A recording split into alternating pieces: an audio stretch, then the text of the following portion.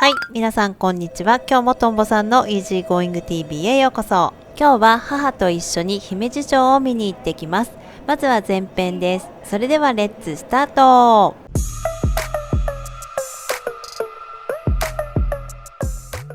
品川駅を9時に出て姫路駅着が11時45分。途中母とは名古屋駅で合流し、無事姫路駅に到着しました。まずは荷物をロッカーに預けたいと思います。顔抜きパネルがあったと思ったら姫路城のジオラマ発見。ピンクの千姫登り、姫路城への期待が高まります。姫路城は母がずっと見たいと思っていたお城。私も見たことがなかったので2人してワクワクです。もういきなり姫路城が見えてる。すごい。これから行くからね。ロッカーはたくさんあったのに空いているところが全然ない。運よく1個空いて無事に出発することができました。今からランチに行くのですが、姫路といえば穴子ですよね。穴子料理が食べられるキュエル姫路の中に入っている柊さんを予約しようとしたのですが、あいにく満席。仕方ないので全然関係ないのですが、イタリアンレストランのウブリアーコさんを予約しました。個性的なお店があふれるお味噌筋商店街は誘惑がたくさん。席に着いて早速乾杯。お昼の時間は満席で予約していってよかったです。なかなか前菜が出てこないのでお酒が進んでしまいます。わーい、やっと出てきました。いろいろな種類が食べられて楽しい。続いてパスタも出てきて大満足でした。さっきの大通りに出てきたら黄金のポスト発見。姫路城が描かれていて豪華でした。途中母がトイレに行きたいと言い出したので、味のあるアーケードに入ってみました。その先にイーグル姫路というコミュニティセンターがあったので無事に用が足せました。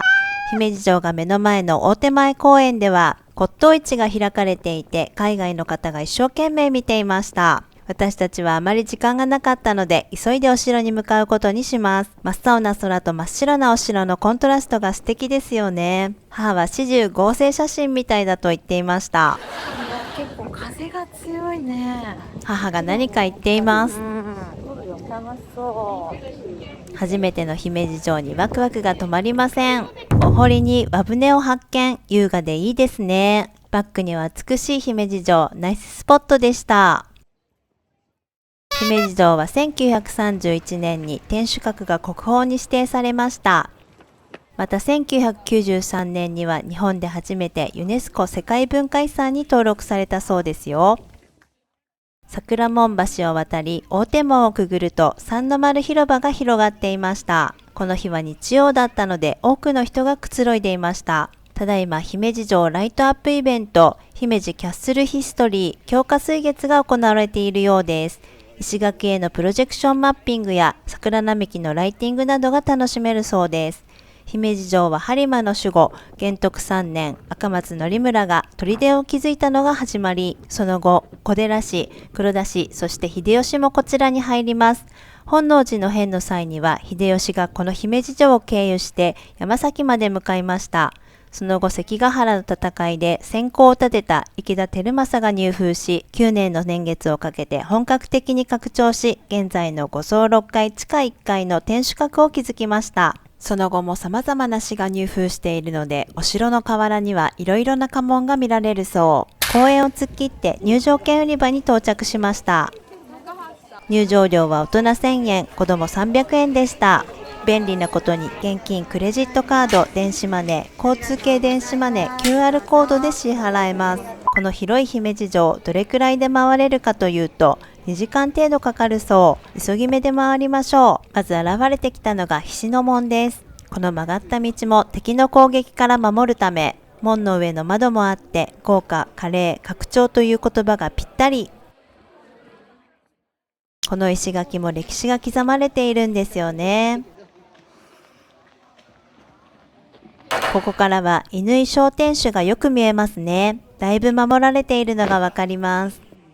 まずは千姫ゆかりの地、西の丸の見学に来ました。この西の丸は千姫とその夫、本田忠時の展示がされています。こちらが百軒廊下、左側には小部屋が並びます。ここから見える姫路城も素敵ですね。から見える千姫天満宮は千姫が建てたもので、夫の忠時との幸せを願って毎朝祈りを捧げていたそう。さて、西の丸を出て大天守に向かいます。大天守まで結構な道のりですよね。70代の母も頑張って歩きます。こちらは葉の門、敵が攻めてきたら石垣を崩して侵入させないようにしています。内側には石が崩れても戦えるように空間を設けていたんですって。そしてこの石垣、石材の大きさや積み方から見て、秀吉時代の古式石垣だと考えられているそうです。そしてその先はかつて二手に分かれているように見えていたそう。敵がどっちに行こうか迷わせていたそうですよ。たどり着いたのは二の門。ここが最後の砦で、城内屈指の櫓門です。内部には低い天井の穴蔵を右に曲がりながら階段を上るという構造になっています。こんな構造誰が考えたんでしょう。確かに頭上注意の看板がありました。そしてこの小さな門が穂の門。総鉄板張りの扉と小さな入り口で敵の侵入の時間稼ぎをしていたそう。そして水の一門、水の二門と続きます。曲がりくねっていたので敵も攻めづらかったでしょう。こちらがさらに小さな水の三門。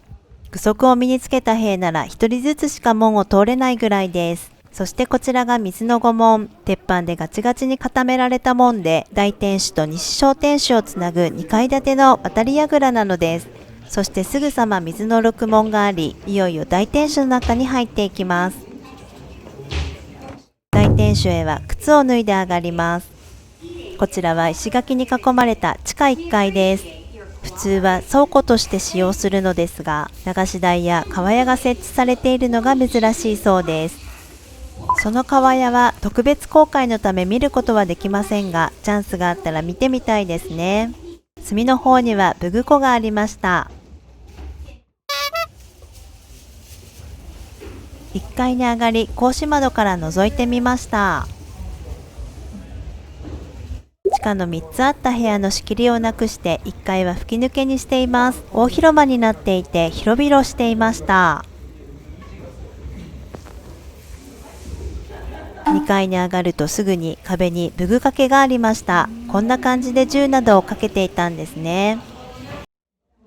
すごい急階段大変。まあでもすっごい面白い。3階に上ると急に天井が高くなっていました。地下から続く東大柱もしっかり見えます。上に上がる階段はこんな感じでかなり急。これでは敵は簡単に登ってこれないですね。西大柱の横の階段を使って4階へ上がります。4階5階はただただ疲れてしまい、ここは6階の最上階です。外の景色を見たい人で溢れていてぎゅうぎゅうです。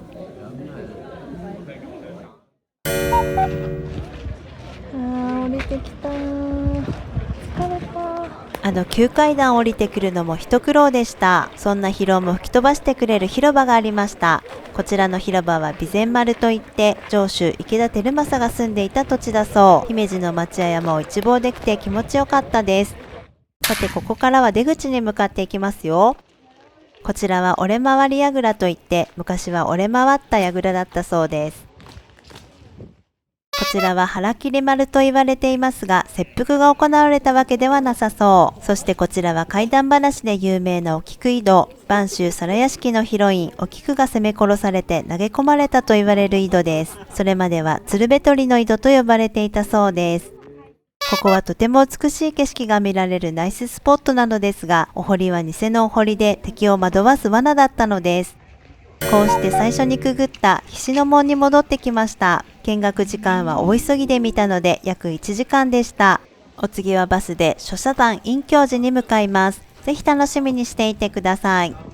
というわけで今日のとんぼさんの Easy Going TV は以上です。面白かったよっていう方はグッドボタンとチャンネル登録、そしてコメントもよろしくお願いします。それでは次回の動画まで。バイバーイ。